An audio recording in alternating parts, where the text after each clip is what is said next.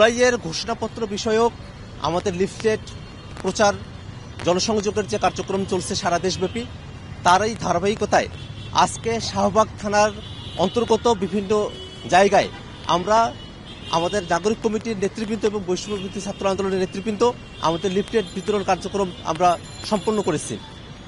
এবং আজকে আমরা যখন মানুষের সঙ্গে কথা বলেছি, মানুষের থেকে ঘোষণাপত্রের বিষয়ে আমরা সর্বোচ্চ ইতিবাচক মন্তব্য আমরা পেয়েছি। মানুষেরা একটি বৈষম্য মুক্ত বাংলাদেশ চায়, আমলাতান্ত্রিক জটিলতার বাইরে এসে মানুষের যে অধিকারগুলো আছে সেই অধিকারগুলো যেন মানুষ সঠিকভাবে বুঝে পায়, এমন একটি বাংলাদেশ মানুষ প্রত্যাশা করে।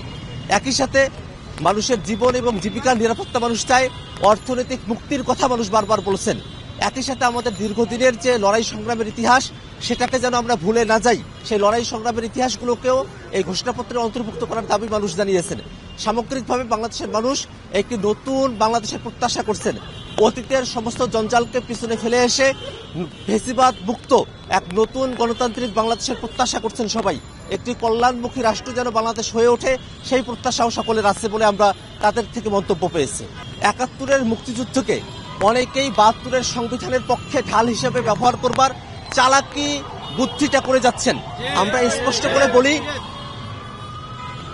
৭২-এর সংবিধান ৭১-এর যে আকাঙ্ক্ষা সেটাকে ধারণ করে না। ৭১-এর সাম্য, মানবিক মর্যাদা, সামাজিক সুবিচারের যে কথা বলা হয়েছিল, তার ছিটে ফোটাও ৭২-এর সংবিধানে স্থান করে নিতে পারে নাই। বাংলাদেশের মানুষের খাদ্য, বস্ত্র, বাসস্থান, শিক্ষা, চিকিৎসার যে অধিকারগুলো আছে, তার কোনো সাংবিধানিক স্বীকৃতি ৭২-এর সংবিধানে নাই।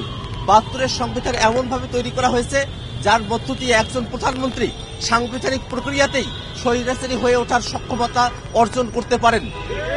এমনকি এই সংবিধান আওয়ামী মোড়কে থাকা একটি সংবিধান।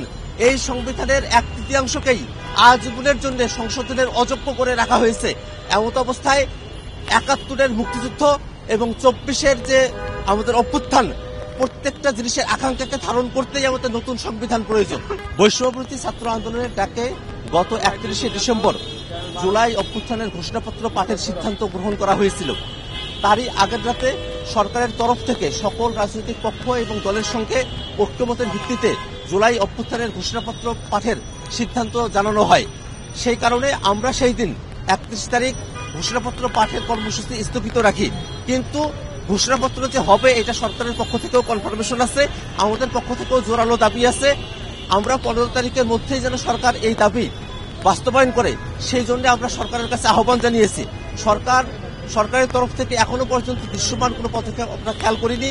আমরা সরকারকে আহ্বান জানাবো যাতে করে ১৫ জানুয়ারির মধ্যেই ঘোষণাপত্র জারি করা হয় এবং এই জন্য যে ধরনের ব্যবস্থাগুলো নেওয়া প্রয়োজন, রাজনৈতিক দলগুলোর সাথে বসা প্রয়োজন, পক্ষগুলোর সাথে বসা প্রয়োজন, সেই কার্যক্রম যেন দৃশ্যমান হয়।